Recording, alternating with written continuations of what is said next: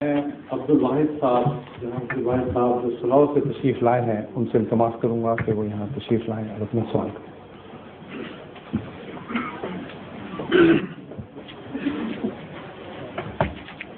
السلام علیکم حضور، میرا ایک سوال ہے، ذرا قریب آ جائیے مائکرو فون کے۔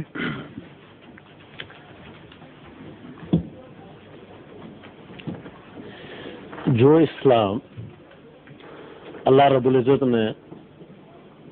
وحی کے ذریعے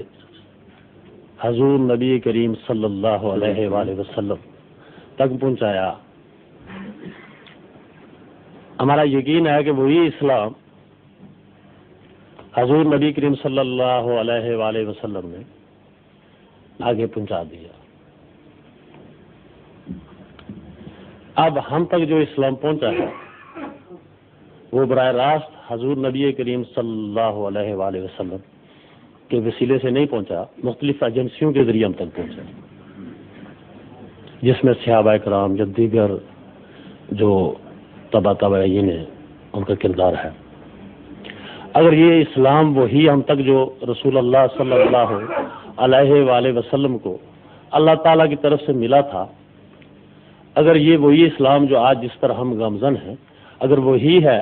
تو پھر اس میں اختلافات کیوں ہیں اور فرقے کیوں ہیں؟ اگر وہ نہیں ہے، میں سمجھ گیا ہوں بات آپ کی۔ آپ کا جو سوال ہے وہ کچھ مزید واضح کرنا چاہیے۔ آپ نے جو فرمایا نا کہ براہ راست ہمیں نہیں پہنچا، تو اب 1400 سال تو ہو چکے ہیں، براہ راست آپ کو کیسے پہنچ سکتا تھا؟ بے شک یہ سلسلہ بہ سلسلہ بات آگے بڑھتی ہے۔ صرف یہ دیکھا جاتا ہے کہ اس دوران جب کہ بات مختلف زمانوں میں مختلف لوگوں کی وساطت سے آگے بڑھی، اس میں انسانی عمل دخل تو نہیں ہو گیا کہیں، یہ ہے صرف سوال جو اٹھتا ہے۔ لیکن وہ کتاب جو حضرت صلی اللہ علیہ وسلم کے زمانے ہی میں تحریر میں آ گئی اور جس پر کثرت سے دوسرے گواہ بھی بن گئے، حفظ بھی کروائی گئی، اور کثرت سے صحابہ حفاظ پیدا ہوئے کہ ایک موقع پر ایک ہی اس میں سریہ میں 70 حفاظ قرآن شہید ہوئے تھے، جس کا مطلب یہ ہے کہ اس وقت رسول اللہ صلی اللہ علیہ وسلم کے زمانے میں صرف تحریر پر اکتفا نہیں کی جاتی تھی بلکہ کثرت کے ساتھ قرآن حفظ کرنے کا رواج تھا۔ جب حضرت عثمان رضی اللہ تعالیٰ عنہ نے یہ دیکھا کہ بعض قبیلے اپنی قرأت میں قرآن کریم کو کچھ اختلاف سے پڑھ رہے ہیں، تو اس وقت آپ نے جو تحریریں تھیں ان کو اکٹھا کروایا اور حفاظ کی گواہیاں ساتھ لگائیں، اور چونکہ اس زمانے میں اعراب نہیں لگا کرتے تھے، زیر زبر پیش وغیرہ، اس لیے اس کی ضرورت پیش آئی کہ حفاظ سے کی مدد سے قرآن کریم کی قرأت کے متعلق قطعی طور پر فیصلہ کر لیا جائے۔ یہ وہ قرأت تھی جس کو حضرت صلی اللہ علیہ وسلم کی تائید حاصل تھی، یعنی آپ نے جس طرح جبرائیل سے سنا وہ اس طرح تھا۔ اس کو مصحف عثمان کہا جاتا ہے۔ بس جو مصحف عثمان ہے وہ بین ہی وہی ہے جو حضرت صلی اللہ علیہ وآلہ وسلم نے بیان فرمایا کہ اس طرح جبرائیل نے مجھے اللہ کا پیغام پہنچایا۔ سمجھ گئے ہیں؟ اس لیے جو واسطے پڑے ہیں بعد میں، وہ واسطے صرف ایسے ہیں جیسے ایک کتاب کے ری پرنٹ ہو رہے ہوں، اور ری پرنٹ کے واسطے چاہے لاکھ ہو جائیں اس سے فرق ہی نہیں پڑتا، اصل اسی طرح رہتا ہے۔ اب رہا اختلاف کا مسئلہ، تو قرآن کریم کے متعلق جو اس وقت امت میں اختلاف پائے جاتے ہیں، ان اختلافات کی بنیاد اس بات پر نہیں ہے کہ بعض کہتے ہیں قرآن کریم یہ ہے اور بعض کہتے ہیں وہ ہے۔ ان اختلافات کی بنیاد انہی آیات پر جن کو سب قرآن کی آیات تسلیم کرتے ہیں ان کے معنی سمجھنے میں ہے، اور معنی سمجھنے کا اختلاف جو ہے یہ ایک سلسلہ جاری رہتا ہے۔ یہ تو صرف الہی کلام سے نہیں، دنیا میں مصنفین کے کلام سے بھی ان کی وفات کے بعد، شعراء کے کلام سے ان کی وفات کے بعد اختلاف شروع ہو جاتا ہے کہ ان کا یہ مطلب تھا یا یہ مطلب تھا۔ تو جہاں تک معنوی اختلاف کا تعلق ہے، اس کی وجہ یہ ہے کہ انسان ایک پہلو سے غور کرتا ہے تو اسے ایک معنی سمجھ آتے ہیں، ایک اور انسان کسی اور پہلو سے غور کرتا ہے تو اسے کچھ اور معنی سمجھ آتے ہیں۔ یہ اختلافات جو ہیں یہ اعتقادی یا فہم کے اختلافات سے تعلق رکھتے ہیں۔ کچھ اختلافات ہیں فقہی، ان کا قرآن کی آیات کے اختلاف یا سمجھنے کے اختلاف سے زیادہ ان روایات سے تعلق ہے جو آن حضرت صلی اللہ علیہ وآلہ وسلم کی طرز عبادت اور اسلام کو سمجھنے کے بعد اس کی تشریحات سے تعلق رکھتی تھیں۔ وہ بھی ایک وسیع مضمون ہے کہ وہ کیوں اختلاف پیدا ہوئے۔ بس یہ لازم تھا کہ محمد رسول اللہ صلی اللہ علیہ وآلہ وسلم کے وصال کے بعد جو وقت گزرتا امت میں کچھ اختلاف ضرور پیدا ہوتے، قرآن کی تبدیلی کی وجہ سے نہیں بلکہ اس کو سمجھنے کے اختلاف کی وجہ سے یا اعمال بجا لانے کی طرز کے تعلق میں۔ یہ وہ اختلافات ہیں جو رفتہ رفتہ ہر صدی آگے بڑھ سکتے تھے اور بڑھتے رہے، لیکن ان کے حل کے طور پر حضرت اقدس محمد رسول اللہ صلی اللہ علیہ وآلہ وسلم کو خوشخبری دی گئی کہ ہر صدی کے سر پر اللہ تعالیٰ ایسے مجدد کو مبعوث فرمائے گا جو دین کو ان لوگوں کے لیے اثر نو تازہ اور پاک اور صاف کر کے دکھائے گا۔ چنانچہ تمام اہم امور پر جن میں اختلاف کچھ سنگین ہوتے نظر آتے تھے،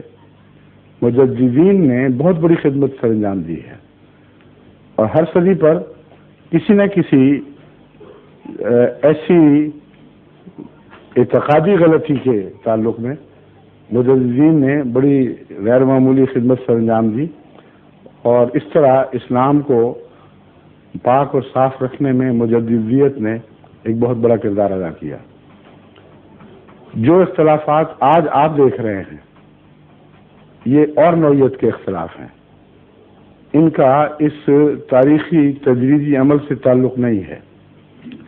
یہ وہ اختلافات ہیں جن کا تعلق تقویٰ کی کمی سے ہے۔ جو اختلافات دیانتداری سے ہوں، ایک زاویے سے مضمون کو دیکھنے سے یا دوسرے زاویے کو سے دیکھنے سے ہوں، ان اختلافات سے کوئی نقصان نہیں پہنچا کرتا، بلکہ انسانی ذہن ترقی کرتا ہے، اور اختلافی مسائل میں جو مشق ہوتی ہے اس سے نئے نئے گوشے سامنے آتے ہیں۔ چنانچہ اس کی مثال آپ نے دیکھنی ہو تو مفسرین کی اکثر بحثیں ایسی ہیں جن میں اختلاف کے باوجود فساد نہیں ہے۔ بڑی بڑی عظیم کتابیں لکھی گئی ہیں۔ حضرت امام راضی کی جو تفسیر کبیر ہے وہ تفسیر کی مضمون میں حرف آخر سمجھی جاتی ہے، اور کثرت سے وہ اختلافات کا ذکر فرماتے ہیں، لیکن ان اختلافات کے نتیجے میں عقل سیکل ہوتی ہے، امکانات ابھرتے ہیں سامنے، لیکن فساد پیدا نہیں ہوتا۔ آپ کو جو اختلاف تکلیف دہ محسوس ہو رہا ہے وہ آج امت کا ایسا اختلاف ہے جس نے امت کو پارا پارا کر دیا ہے، جس نے ملی وحدت کو توڑ دیا ہے، اور اختلاف وہ ہے جو دراریں بن گیا ہے۔ بعض دفعہ عمارتیں جب پرانی ہوں تو سطحی لکیریں پڑتی ہیں، چونے اور پلستر کے اوپر کچھ لکیریں ظاہر ہوتی ہیں، اس سے نقصان نہیں ہوا کرتا عمارت کو، پینٹ کر دو دوبارہ تو صاف ہو جاتی ہیں، لیکن اگر وہ گہری ہوں، بنیادی ہو جائیں تو پھر وہ دراریں جو اوپر سے چلتی ہیں وہ نیچے تک اتر جاتی ہیں، اور اس صورت میں پھر یا تو غیر معمولی اصلاحی کام کی ضرورت پیش آتی ہے، یا پھر عمارت کو عدم قرار دے کر متروک کر دیا جاتا ہے۔ یہ جو اختلاف ہے اس قسم کا، یہ پہلی امتوں میں ہمیں ملا تبھی شریعتیں بدلی، لیکن قرآن کریم نے یہ خوشخبری دی کہ قرآن کریم کی تعلیم چونکہ بذات خود محفوظ رہے گی، اس لیے ایسا اختلاف دائمی طور پر امت میں پیدا نہیں ہوگا جو قرآن کو متروک کرنے پر مجبور کرے۔ یہ کتاب حفاظت یافتہ ہے اور حفاظت کر سکتی ہے۔ اس خوشخبری کے نتیجے ہی میں مہدویت اور مسیحیت کا تصور سامنے آتا ہے۔ ایک عرصے تک امام جو مجددین تھے وہ اختلافات کا حل کرتے رہے، لیکن جب ایسی نوعیت آ گئی کہ مسلمان سے ایسے لڑ پڑا گویا ایک امت کا جز نہیں رہے، تو یہ قطعی بات ہے کہ یہ اختلاف بنیاد کو پھاڑ نہیں سکا، یعنی قرآن وہی رہا ہے، قرآن میں کوئی تبدیلی نہیں کر سکا۔ بس قرآن کی بنیاد پر اثر نو اوپر کے خطرناک اختلافات کو دور کرنا، یہ جس امام کے سپرد اللہ تعالیٰ نے فرمانا تھا اسی کا نام مہدی ہے اور اسی کا نام مسیح ہے۔ اس کا ثبوت احادیث میں یوں ملتا ہے کہ جہاں مہدی اور مسیح کے آنے کی غرض و غایت بیان فرمائی ہے وہاں اس کا حکم عدل ہونا بیان فرمایا ہے، یعنی مہدی بھی حکم عدل بیان کیا گیا ہے اور مسیح کو بھی حکم اور عدل بیان کیا گیا ہے۔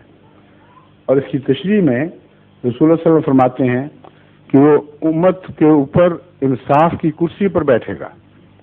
اور اللہ تعالیٰ سے حاصل کردہ ہدایت کی روشنی میں ان کے اندر اختلافات کو حل کرے گا، اور اثر نو اسلام کے ایک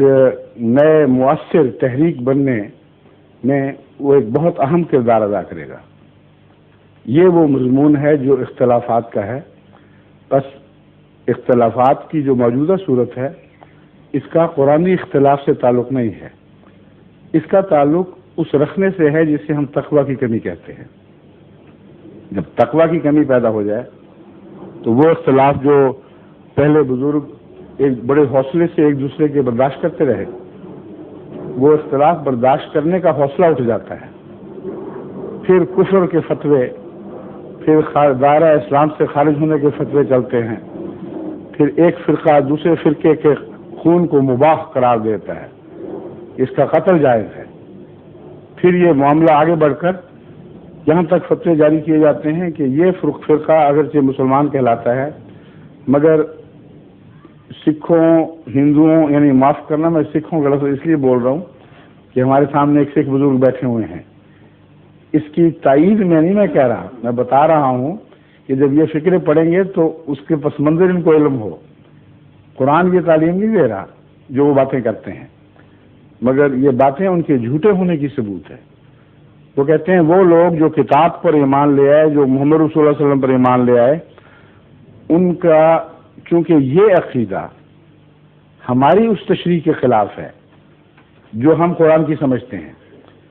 اس لیے ان کا ایمان سکھوں، ہندوؤں، مشرکوں، عیسائیوں، یہودیوں اور سب سے بدتر ہے۔ یعنی اسلام اگر کہیں ان کو دکھائی دیتا ہے تو اسلام سے باہر دکھائی دیتا ہے، اور اسلام کے اندر ہر فرقہ دوسرے فرقے کو اسلام سے اس طرح بے تعلق دیکھتا ہے جیسے اس کا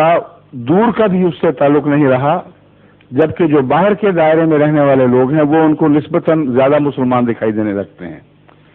یہ وہ افتراق ہے جو ملت واحدہ کو پارا پارا کر دیتا ہے۔ ایسے افتراق کے وقت حضرت اقدس محمد رسول اللہ صلی اللہ علیہ وسلم کے ارشاد کے مطابق مسیحیت کی ضرورت پیش آتی ہے، مہدویت کی ضرورت پیش آتی ہے۔ الہی مدد کے بغیر، اللہ تعالیٰ سے رہنمائی حاصل کیے بغیر یہ اختلافات از خود حل نہیں ہوا کرتے۔ اس مضمون کو ظاہر فرمانے کے لیے حضرت صلی اللہ علیہ وسلم نے یہود کی مثال دے کر ہمیں سمجھایا۔ آپ نے فرمایا ایک ایسا زمانہ آئے گا جبکہ میری طرف منسوب ہونے والی امت یہود کے اسی طرح مشابہ ہو جائے گی جیسے ایک جوتی دوسری جوتی کے برابر ہوتی ہے، اور جو اگر وہ 72 فرقوں میں بٹے تھے تو یہ امت بھی 72 فرقوں میں بٹ جائے گی۔ یہ بیان کرنے کے بعد ساری حکمت واضح فرما دی کہ جب یہود 72 فرقوں میں بٹ چکے تھے تو جو ان کا آسمانی علاج کیا گیا ویسے ہی آسمانی علاج اس امت کا ہوگا تو بچے گی، اور وہ آسمانی علاج کیا تھا؟ مسیحیت۔ جب 72 فرقوں میں بٹ چکے، جب بظاہر ان کی تقدیر لکھی جا چکی، زندگی کی رمق باقی نہیں رہی، تب مسیح پیدا ہوئے، اور انہی میں سے پھر سب کو اکٹھا مولڈ کر کے نہیں بلکہ ان میں سے نیک اور متقی لوگوں کو باہر نکالا اور تقوی کی تعلیم دے کر ان کو اثر نو ایک امت میں تبدیل کرنا شروع کیا۔ امت موسیٰ کی تھی، اس میں کوئی تبدیلی نہیں تھی۔ یہ خیال غلط ہے کہ عیسیٰ علیہ السلام نے الگ امت پیدا کی ہے۔ عیسیٰ علیہ السلام تو کہتے ہیں کہ میں تو کتاب کا ایک شوشہ بھی تبدیل کرنے نہیں آیا، اور یہی وہ تعلیم ہے جو آپ کے بھائی یعقوب نے آپ سے سمجھی، اور جیمز کہلاتے ہیں جو، انہوں نے آپ سے سمجھی، آپ کے 12 حواریوں نے آپ سے سمجھی، اور ان حواریوں نے اپنا تعلق یہودی مذہب سے یا انجیل تورات سے نہیں توڑا۔ وہ جانتے تھے کہ مسیحیت ایک نیا مذہب نہیں ہے بلکہ پہلے مذہب کا تسلسل ہے، اس میں روحانیت کو واپس لایا گیا ہے جس کا فقدان ہو گیا تھا۔ بس بعد کے عیسائیوں نے اگر سینٹ پال کی پیروی میں یہودیت سے اپنا تعلق کاٹا ہے تو اس میں مسیح اور ان کے حواریوں کا کوئی قصور نہیں ہے۔ آپ عیسائیت کی تاریخ پڑھ کے دیکھ لیں، آج بھی تمام محققین عیسائی اس بات پر متفق ہیں کہ وہ لیڈرشپ جو مسیح نے پیچھے چھوڑی تھی، وہ مسلسل اس بات پر اصرار کرتے رہے کہ حضرت مسیح کو نیا مذہب نہیں لائے بلکہ پہلے مذہب ہی کی تجدید فرمائی ہے، اور کوئی تبدیلی، کوئی شوشہ پر بھی تبدیلی نہیں کی۔ اس لیے وہ کلیتاً موسوی مذہب کی پیروی کے اندر رہتے ہوئے حضرت مسیح کے تابع ہوئے۔ جو بعد میں رو چلی ہے وہ سینٹ پال کا مذہب ہے، اور انہوں نے عیسائیت کی شکل ہی بالکل بدلا دی۔ بس میں آپ کو اس حوالے سے بتا رہا ہوں، جب رسول اللہ صلی اللہ علیہ وسلم فرماتے ہیں تو آپ سینٹ پال کی بات نہیں کر رہے، آپ حضرت عیسیٰ علیہ السلام کی اور ان حواریوں کی بات کر رہے ہیں جنہوں نے عیسیٰ سے تربیت پائی تھی۔ آپ فرماتے ہیں ویسا ہی دور شروع ہوگا اور مسیح نازل ہوگا۔ بس نزول مسیح کی یہ حقیقت ہے، اور ہمارے نزدیک امت کے اختلاف دور کرنے کے لیے وہی علاج جو پہلے کارگر ثابت ہو چکا ہے اس کا اعادہ ضروری تھا۔ بس اگر بیماری یہودیت ہے جیسے کہ رسول اللہ صلی اللہ علیہ وسلم نے فرمایا تو علاج مسیحیت ہے۔ اب آگے یہ بحثیں چلیں گی کہ پرانا مسیح واپس آئے گا یا امت محمدیہ میں مسیح پیدا ہوگا۔ میں سوال کو ابھی نہیں چھیڑتا ہوں کہ بہت سے لوگوں نے سوال کرنے ہوں گے، مگر آپ نے جو اختلاف کی بات کی تھی میں نے اس کی اختصار کے ساتھ تاریخ بیان کر دی ہے